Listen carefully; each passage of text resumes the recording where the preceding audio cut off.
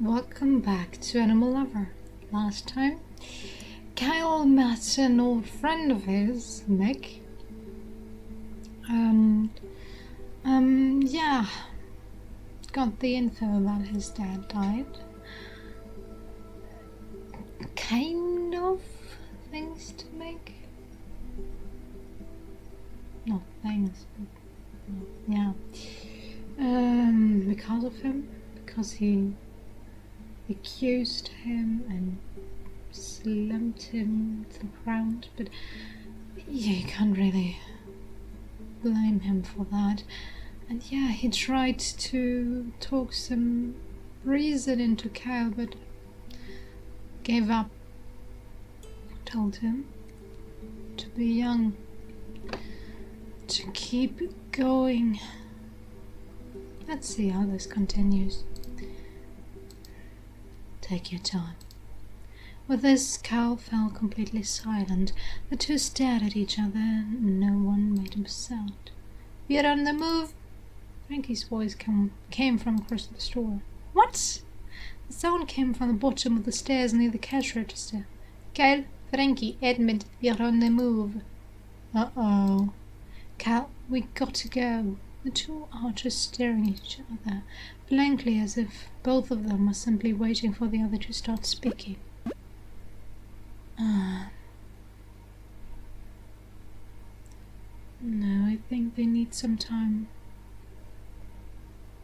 Some more time. Shit. I decided to just rush out of the store. Where's Kyle? It's a long story, but he did not want to move. That's bad. We're just leaving him? I tried, I really did. I'd trust you on this one, let's just go. Sorry about that. Kyle has caught up to his pal walking beside us. Thank God. What the hell was that? Kyle doesn't answer.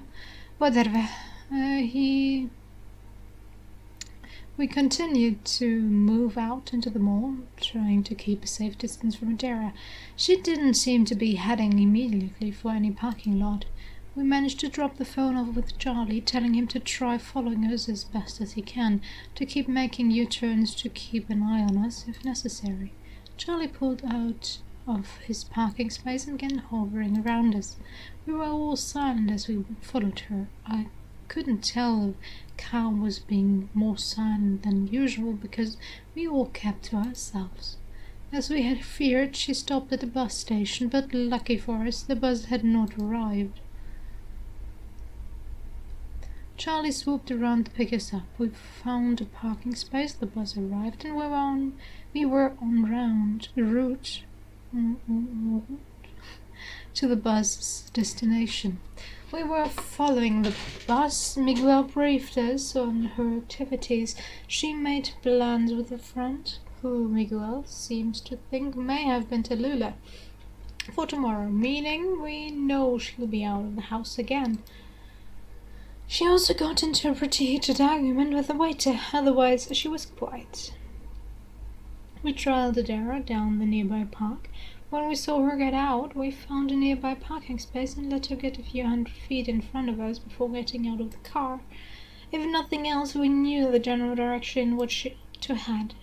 We passed by a children's play area before heading into one of the larger hilly areas of the park, trailing her long way away at all times. Everyone had been fairly silent up until this point when Charlie spoke up. What if she's trying to throw us off her trail? Then we can consider ourselves already animals again for the next 100 years. Let's just keep walking. Unless we go back now. No, I think we should keep going. Aadara didn't look at me the whole time, and based on the way she treated her waiter, she wasn't acting or putting up a front. I don't think she knows we're here. We have to keep going. This might be our last shot for a long time. So, does anyone have their charms on?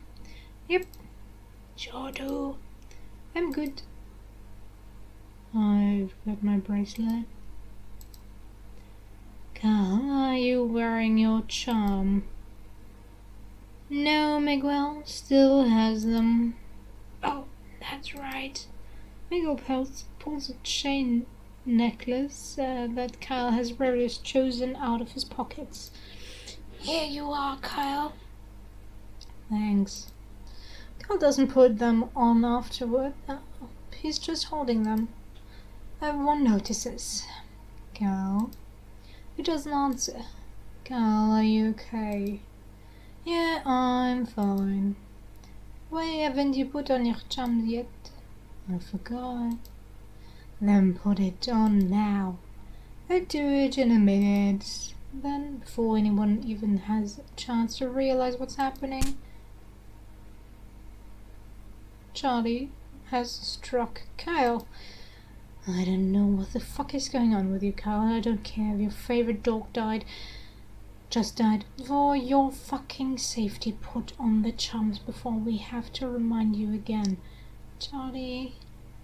No. Well, you couldn't know, but still. Just got the news that his dad is dead.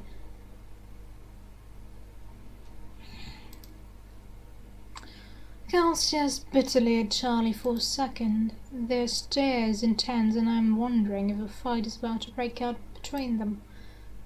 But before anything happens, Cal drapes the necklace over his shoulders. Good. Cal, what's wrong?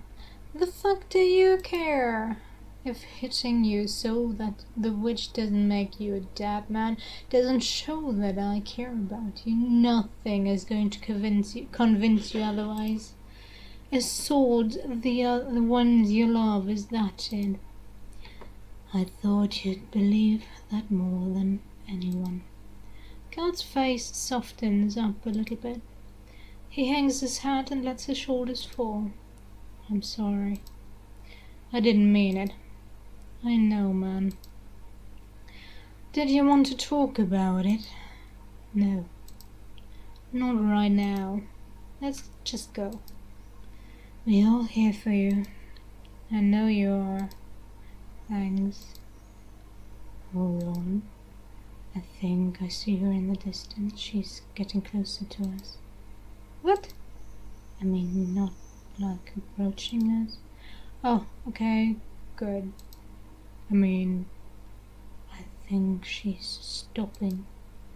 Yeah, that's her hut in the distance. I see it. Charlie, I'm already checking the location on GPS. Good. So, should we go then? Are we sure this is the place? Looking forward into the distance, it certainly looks like a witch's hut. It's made of wood with a blank roof. There is smoke billowing from the chimney. I think I'm ready to call this one. Yeah, that's definitely Aadara's place. Does anyone else feel unsafe? I really think we should get out of here as soon as we can. So what now? So we come back tomorrow and we finish this. I'll start calling Dustin to give him the details. See if he'll be able to help us tomorrow.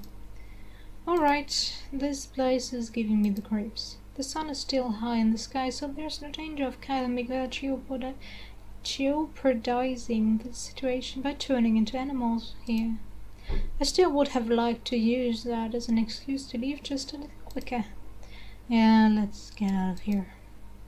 We all began walking back in just slightly lower spirits than we were in before.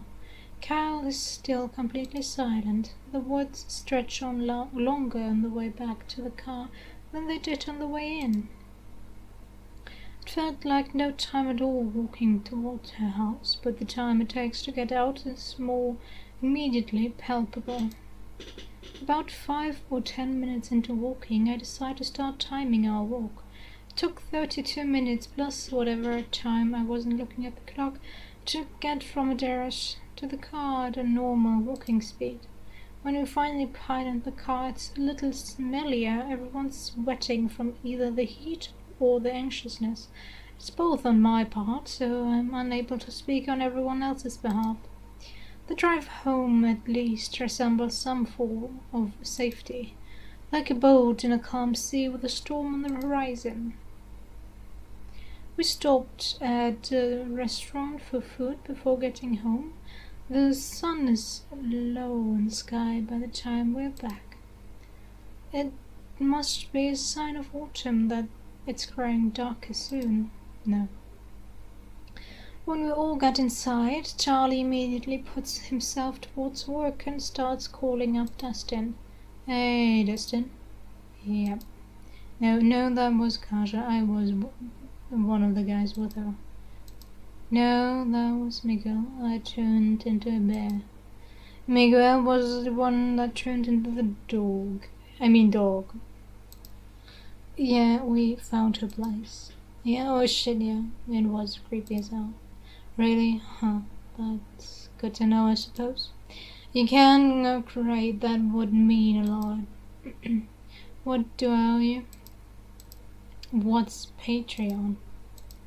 So I'd be happy to. Yeah, and I'll leave a comment to let you know what I think. Cool. Thanks, Dustin. Huh? Oh. Miguel? What time did Aadara say she was meeting up with What's-Her-Face tomorrow? Around 1. 1 o'clock, Dustin. Great. Yeah, that's fine. See you then. Charlie then hangs up and puts his phone away. Well then, he'll pick us up tomorrow at 12. Around 12. Right. So, what now? I say we do our best to try to relax. Tomorrow's a big day. Yeah. Hey, Kyle. Kyle's sitting on the couch, staring up at the ceiling, completely silent. His eyes barely move towards Charlie as he calls to him. Kyle, dude, sorry if I came down on you a little hard out there. It's fine. Are you okay? No one speaks for a moment. It looks like Cal's expecting someone to speak up for him, and everyone else is expecting Cal to speak up himself. I am a little worried too. Did something happen? Go ahead. Tell him, Kaja. I think you should tell them. Sure. Kyle was about to say my buddy Mick, but he decides against it. My friend from high school, Mick, was at the bookstore with his daughter. Oh, wow. Did it go right? No, not really. He's a different person now. I bet he was. What? I don't know. What the fuck do you mean you bet he was? Here's a Kyle. I think that Miguel was trying to say that everyone from our past is going to have changed a lot. Yeah, but Meg, I don't know, he was different. He wasn't the Meg I used to know. Well, yeah, he lived a lifetime without you. And that sucks. Cal finally decides to speak up louder than he's been in days. I mean, what the hell? You'd think of all people Mick wouldn't change. I wouldn't put changing past anyone, Cal. I don't know, man. Mick was a good guy.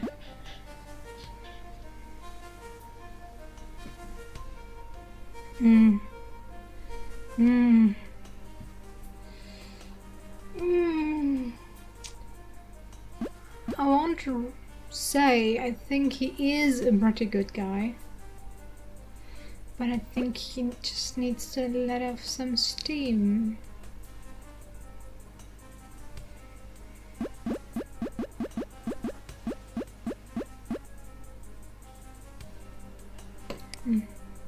He got old, and in a really bad way. He's an accountant and he's got a wife and like 2 kids. What the hell? We were supposed to die young, or at the very least we were supposed to change something. Did he seem happy? Tim stops around Miguel. He says that. Cal is silenced. So is Charlie and Frankie. Like, was he alright? Were either of his daughters there? Yeah, one of them. How was she? I don't know, she liked books a bunch, she seemed to like Mick a bunch. Oh, why? Hmm? Why? Why did you ask that? I don't know. It kind of feels like the first question we should be asking instead of like the last one. Okay, look, I'm glad he's happy and shit, but why did he have to stop being Mick to do it? You don't know. Charlie, shut up. I'm stopping you right there. And no, Mick. No one knows Mick like I know Mick, and that wasn't fucking Mick.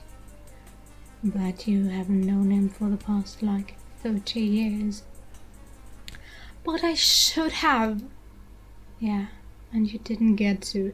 No one's happy about what Aadara did. It sucks, and everyone's sad about it. I'm sorry this happened, Kyle. Me too. Frankie's the only other guy to speak up, the rest of them not in solidarity. Gee, Kyle's face drops like the weight of what's happened to him has finally settled down. 30 years settled on Kyle's back all at once. That's not fair. Silence again. That's not fair. That sucks. Why did she do that to us? What did we do to deserve that?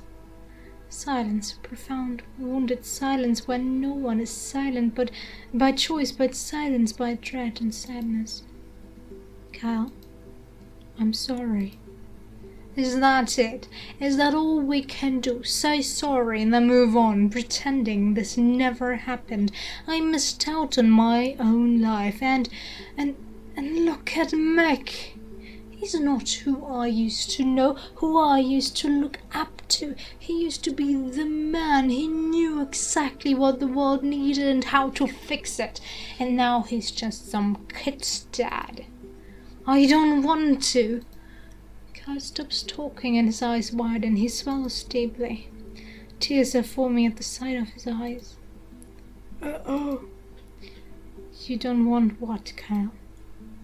Kyle is still silent. A tear drops down his cheek as his eyes begin to glow. Oh. I turn around to look inside. The sun is setting. Turning back to Miguel, he's looking at his hands, which are also beginning to glow. Kyle! Everyone else is unmoving. I rush over to Kyle. I want to grab him, but refrain. His eyes are still widened and staring at me. His mouth is open like he wants to speak, but he's silent. Cal, this isn't over. We'll talk about it tomorrow, okay? Even as I'm speaking, his body's starting to shrink and fur is forming over his skin.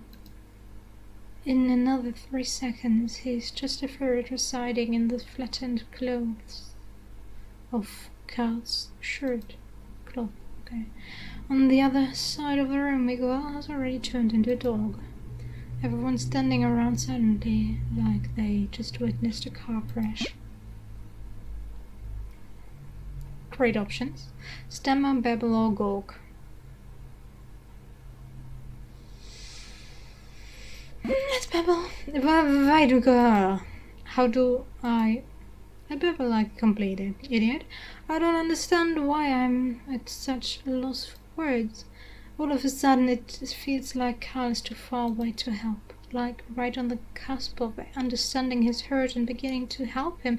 He was stolen away and I have no choice but to be strong until he's returned. It's so stupid and simple. And yet, staring down at his small, furry body, everything hurts. Cry. Tears start to form in my eyes and I feel like I'm panicking. I felt as though this is something I shouldn't cry over. Cal's fine. He'll be fine until tomorrow and we'll talk this out. But I don't want to think that he's somewhere inside that animal body, hurting somewhere where I can't reach him. So I find myself crying. For the first time, this curse feels unfair, like something had been taken from me, not given to me. Behind me, Edmund places his hand on my back. You'll see him tomorrow. Yeah, I know. Are you gonna be okay? Yeah, I'll be okay. Did you want to stay here tonight? I can make dinner in Miguel's absence. No, we don't want to jeopardize our chance with the landlord. He has been kind of suspicious lately. I'll take the guys home. Thanks though, I really appreciate it. No problem. Anytime. Of course. I'll be back early tomorrow, and we'll finish this thing. Alright. Alright. Alright. This was a pretty heavy episode, and I have to end it here. I hope... I can't really say I hope you enjoy it, since it's not something enjoyable, but I hope you liked it anyway. And I'll see you next time. Bye.